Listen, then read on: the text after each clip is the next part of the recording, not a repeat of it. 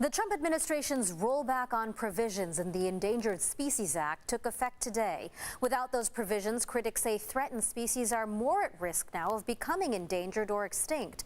News 8's Amanda Shotsky spoke with local environmentalists about how it will affect ecosystems here in San Diego.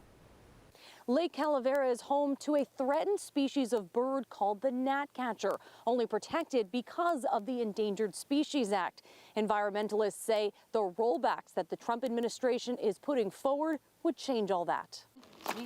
This is all coastal sage scrub that's on either side of us on this trail. Walking through trails at Lake Calavera in Carlsbad, you're surrounded by nature, protected by law.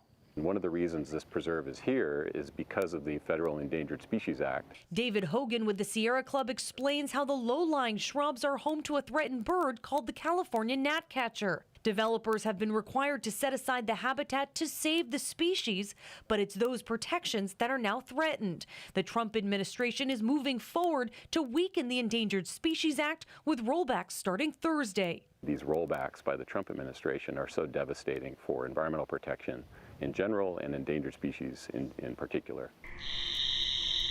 The Endangered Species Act protects more than 1,600 species in the U.S. and its territories.